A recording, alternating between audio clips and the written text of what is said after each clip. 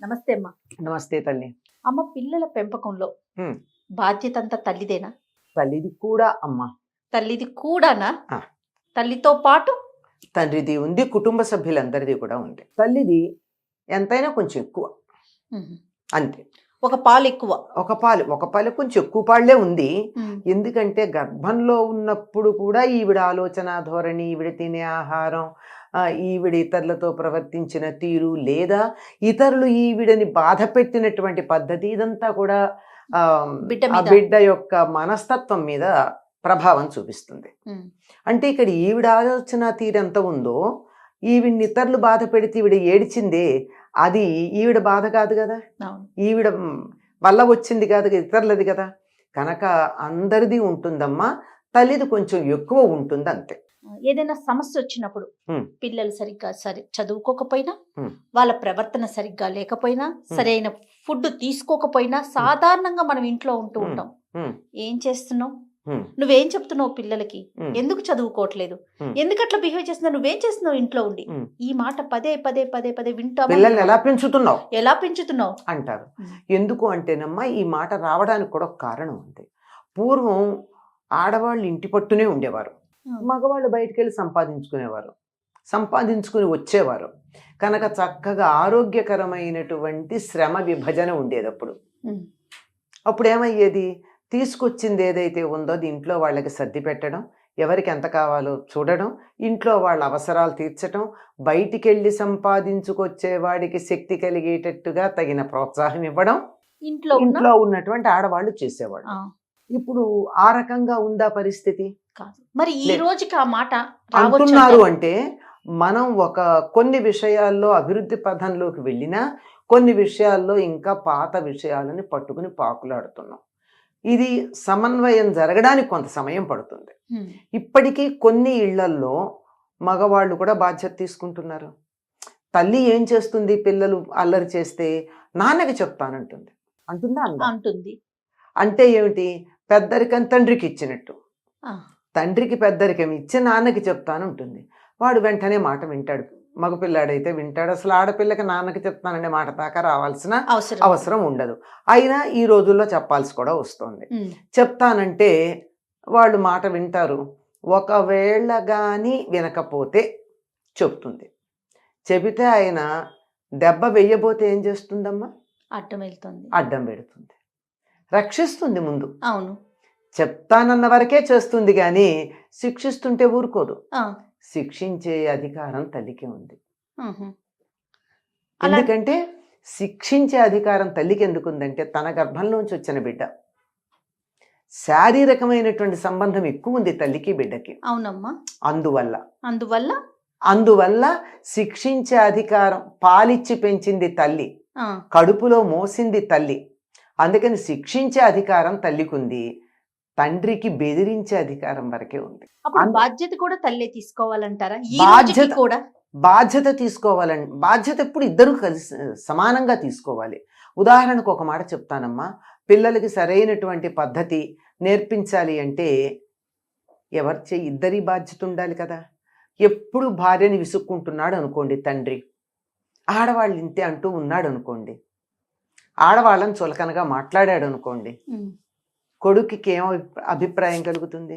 సమాజంలో ఉన్న ప్రతి ఒక్క స్త్రీని అదే భావన అనుకుంటారు. అదే ఆడవాళ్ళు చులకన అనే భావన.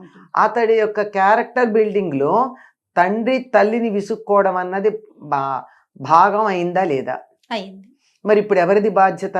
ఒక పిల్లవాడు ఇతర ఆడవాళ్ళని చులకన చేసి మాట్లాడుతున్నాడు అంటే బాధ్యత ఎవరిదొచ్చింది అక్కడ? తండ్రిది. ఇది మర్చిపోతున్నాం మనం. అవును. ఎందుకంటే ఎంతసేపు బ్లేమ్ గేమ్ అన్నది ప్రతి మనిషి మనస్సులోనూ ఉండేటటువంటి ఒక తప్పించుకుపోయేటటువంటి పద్ధతి. అంచేత ఏదైనా ఒక పొరపాటు జరిగితే ఈ తప్పు ఎవరిది అని ఎవరి మీద వేయాలని ఆలోచిస్తాం, కానీ దాన్ని సరిదిద్దామని ఆలోచన లేదు. కరెక్ట్ అమ్మా. నా ఉద్దేశం అయితే ముఖ్యంగా ఆడవాళ్ళ మీద నెట్టేస్తారు. పిల్లవాడికి మంచి మార్కులు రాలేదనుకోండి, నీ కొడుకు ఏం చేశాడు చూసావా, అంత మేనమామ పోలిక అంటాడు ఇంటికి వచ్చి. అవును. అదే తనతో సమానంగా సంపాదన ఉన్నా పోనీ తనతో సమానంగా సంపాదన లేకపోయినా పొద్దున్న నుంచి సాయంత్రం దాకా కష్టపడుతున్నా కూడా పిల్లల బాధ్యత వచ్చేసరికి మాత్రం తల్లినే ఎందుకు బ్లేమ్ చేస్తారు అనేది నా ప్రశ్న. అదే కొడుకుకు మంచి మార్కులు వచ్చాయనుకో, నా కొడుకు చూసావా ఫస్ట్ వచ్చాడు అని చెప్తాడు. అవును. అంటే నీకు క్రెడిట్ వచ్చినప్పుడేమో నీ కొడుక, తప్పు చేస్తేనేమో ఆవిడదే కాదు ఆవిడ పుట్టింటి వాళ్ళని కూడా లాగుతారు, కలిపేసి చెప్పేస్తూ ఉంటారు. అవునమ్మా. ఇది సమాజంలో ఉన్నటువంటి ఒక దోష దృష్టమ్మ, అంతకన్నా ఇంకేం లేదు. తల్లి నుంచి కొంచెం ఎక్కువ వస్తుంది. ఎందుకంటే పెంపకంలో తల్లికి మృదుత్వం ఉంటుంది, తండ్రికి కొంచెం కాఠిన్యం ఉంటుంది. తల్లి తండ్రి నెనరు న్యాయం విడనాడి అంటాడు గురదాడప్పారావు. తల్లిలో ప్రేమ ఉంటుంది, తండ్రిలో న్యాయం ఉంటుంది. ఒక్కొక్కసారి తల్లి న్యాయం కూడా ఆలోచించకుండా బిడ్డని సమర్థించే ప్రయత్నం చేస్తుంది, ప్రేమ ఎక్కువై. అంతే తప్ప కొడుకు చనిపోవాలని కానీ కొడుకు చెడ్డదారిన వెళ్ళాలని కానీ ఏ తల్లి అనుకోదు. తాను చెడ్డగా ఉన్నా, తను చెడ్డదైనా తన బిడ్డ మంచివాళ్ళుగా ఉండాలనేటటువంటి ఆలోచన కలిగింది కనుక ఇది ఇంకా సమాజంలో మార్పు రావాల్సినటువంటి అవసరం ఉంది.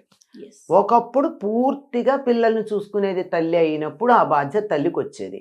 ఇప్పుడు తండ్రి తల్లి ఇద్దరూ ఉద్యోగాలకు వెళ్ళినప్పుడు పిల్లల బాధ్యత కూడా తండ్రి వహించవలసి ఉంది. వాళ్ళ ప్రవర్తనలో తేడా ఎలా వస్తుంది?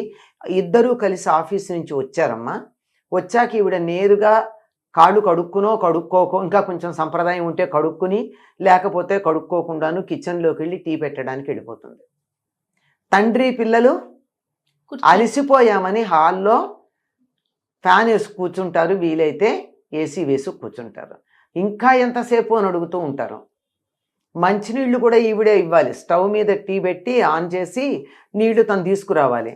కానీ అదే సరైనటువంటి పెంపకంలో పెరిగిన భర్త గనక అయినట్టయితే ఆవిడ టీ పెడుతుంటే మంచినీళ్ళు ఇచ్చి స్నాక్స్ ప్లేట్లలో సర్ది అన్నీ రెడీ చేసి ఆవిడ టీ తీసుకొచ్చేటప్పటికి ఇద్దరం కలిసి తిందామంటాడు. ఈ రకమైనటువంటి మార్పు సమాజంలో వచ్చినప్పుడు పిల్లలు కూడా అప్రయత్నంగా తల్లికి సహాయం చేస్తారు, తల్లి చెప్పిన మాట వింటారు, తల్లి చెప్పిన మాట వినే పరిస్థితి తీసుకొస్తారు. అది లేకపోయింది, తల్లి చెప్పే మాట పిల్లలు వినని పరిస్థితి వచ్చింది. కావాలంటే పిల్లల్ని మనం సరిగ్గా పెంచలేదు అనగలుగుతున్నాం, కానీ తల్లి సరిగ్గా పెంచే వాతావరణం కల్పిస్తున్నామా? తల్లి మందలించింది తప్పు చేస్తే వెంటనే తండ్రి అమ్మ అలాగే ఉంటుంది, మన ఇద్దరం బయటికి వెళ్ళి తినేద్దాన్ని రా, ఐస్ క్రీమ్ పెట్టిస్తానని తీసుకెడతాడు. ఇంకా పిల్లలు ఏం బాగుపడతారు? ఒకవేళ ఆవిడ తప్పుగా మందలించింది అనుకుందాం, ఆవిడ నిర్ణయంలోనే తప్పు ఉందనుకుందాం పిల్లల్ని మందలించటంలో, అయినా ఆ క్షణాన బిడ్డల ఎదురుగా తల్లిని సమర్థించాలి, తర్వాత నువ్వు చేసింది తప్పని చెప్పాలి. ఈ రకమైన ఓర్పు ఎంతమందికి ఉంది? ఇవేది లేకుండా పిల్లలు సరిగ్గా లేకపోతే తల్లిని మనం మందలిస్తున్నాం. కుటుంబ పరిస్థితులు, తల్లి తండ్రి ఇద్దరు సరిగ్గా ఉన్న జాయింట్ ఫ్యామిలీస్లో తాత నాయనమ్మలు అనవసరంగా సమర్థిస్తే, తల్లి తండ్రి మందలించినప్పుడు కావాలంటే వాళ్ళు బాధపడకుండా పర్వాలేదు నాన్న ఏమనొద్దు, అమ్మా నాన్న ఏదోలే కోపంలో అనుంటారు అని చెప్పాలి, అని సమర్థించాలి. అట్లా మీ నాన్న అంతే, మీ అమ్మ అంతే, వాళ్ళ సంగతి తర్వాత చూస్తా అని పిల్లలు ఎదురుగా తల్లినో తండ్రినో వాళ్ళు గట్టిగా మాట్లాడారు అనుకోండి, పిల్లలు ఏం బాగుపడతారు? అది అడ్వాంటేజ్ తీసుకుంటారు కదా. అది అందువల్ల పిల్లల పెంపకంలో చిన్నతనంలో పాలివ్వడం పెంచడం అలాంటి సందర్భంలో తల్లిది పూర్తి బాధ్యత. ఆ తర్వాత కుటుంబ సభ్యులందరి యొక్క ప్రభావం పిల్లల మీద ఉంటుంది. ఆ పిల్లల మీద ఆ ప్రభావం పడకుండా తల్లి జాగ్రత్త పడాల్సిన అవసరం ఉంది, అది తల్లి బాధ్యత. ఇతరుల ప్రభావం పిల్లల మీద పడకుండా చూడడం వరకే తల్లి చేయగలిగినటువంటిది, లేదంటే ఇంకా వాళ్ళ ప్రవర్తనలో ఉండే లోపాలకి ఆవిడదే కాదు పూర్తి బాధ్యత. అంతేగమ్మా, కుటుంబం అంతటిదేనమ్మా. కుటుంబంలో ఎంతమంది ఉంటే అంతమంది యొక్క ప్రభావం పిల్లల మీద ఉంటుంది. నమస్తే అమ్మా. సుమన్ టీవీలో మీ పర్సనల్ అండ్ బిజినెస్ ప్రమోషన్స్ కోసం కింది నెంబర్కి కాంటాక్ట్ చేయండి.